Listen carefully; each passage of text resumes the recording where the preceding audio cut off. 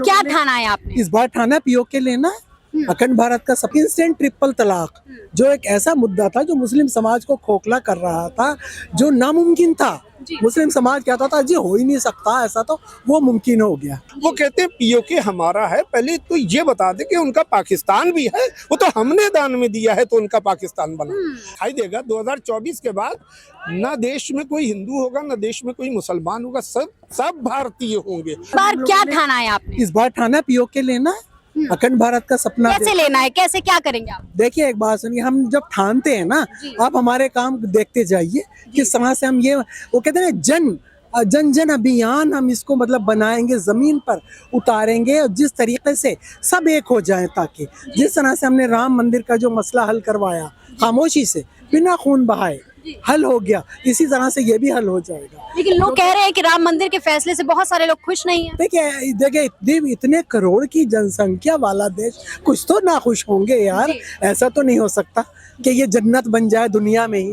वो स्वर्ग नर्क अलग है ना, इसलिए जन्नत नहीं बन सकता, इसलिए कुछ तो नाराज होंगे। इंस्टेंट ट्रिपल तलाक, जो एक ऐसा मुद्दा था जो मुस्लिम समाज को खोखला कर रहा था, जो नामुमकिन था। मुस्लिम समाज कहता था जी हो ही नहीं सकता ऐसा, तो वो मुमकिन हो गया।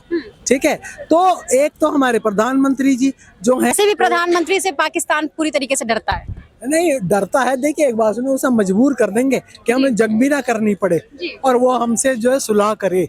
जिस तरह से अब तक हमने सुलह के काम किए हैं ना, उसी तरह ये मजबूर होगा सुलह कर, क्योंकि वहाँ के लोग, हमने उनके दिलों की बात जानी है। वहाँ के जो पीओके के लोग रहने वाले हैं ना, मेन होता है जो आवाम होता है, आवाम की जो आवाज़ होती है ना, वो सुनी जाती है।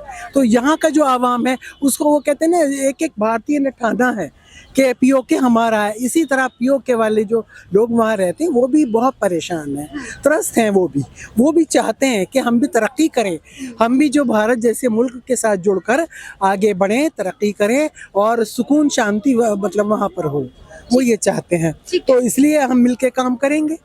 ये वक्त तो लगता है, ये कोई आसान तो नहीं है, लेकिन नामुमकिन भी नहीं है। ये हमने ठाना कि नामुमकिन नहीं है, तो वक्त तो लगेगा थोड़ा सा। आप देखते हजारों की संख्या में आज लोग यहाँ पर इकट्ठा हुए थे, सबने एक सुर में बोला है। क्या लगता है ये सुर कहाँ तक पहुँचेगा? ये सुर कामयाबी की उस मंजिल पे पहुंचेगा।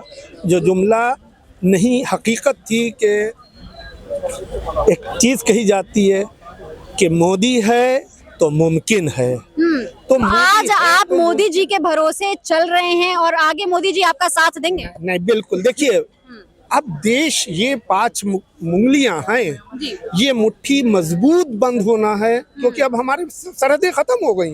अब तो हमारा वर्ल्ड से में आगे कंपटीशन हो गया। तो अब हमें हिंदुस्तान के अंदर हम सब भारतीय हैं और भारतीयों का परचम पूरी दुनिया में लहराना है। वो कहते हैं पीओके हमारा है, पहले तो ये बता दे कि उनका पाकिस्तान भी है, वो तो हमने दान में दिया है तो उनका पाकिस्तान बना, है ना। लेकिन अब वो कहें पीओके तो देखिए, और वो अब बर्दाश्त के बाहर वो निकल पड़े कि कारगिल की सीमा हटाइए, हमें भारत में जाने दीजिए। और वो क्यों? क्योंकि उन्हें भी एक उम्मीद दिखाई दी उसी तरीके से जिस तरीके से 1400 साल पाकिस्तान को लगने लगा है कि भारत तो चांद पे पहुंच गया, हम कहीं पीछे ना रह जाए। वो तो देखिए, वो पीछे क्या रह जाए, वो तो मांग के खा रहा है, मांग के जी रहा है। सब कुछ उसका जो है वो निर्भर है दूसरों के ऊपर। भारत निर्भर है अपने आप के ऊपर। और जो आज का हमारा नेतृत्व है, वो नेतृत्व कुछ कर रहा है, वो पॉलिटिक्स नहीं खेल रहा है। जैसे पिछली बार आप देखिए क्या था, वही पाकिस्तानी कश्मीर की लीडरशिप को किनारे किया, तो आज हर चीज मुमकिन हो रही है कि नहीं हो रही है। चाहे वो मुफ्ती महबूबा हो, चाहे कोई हो,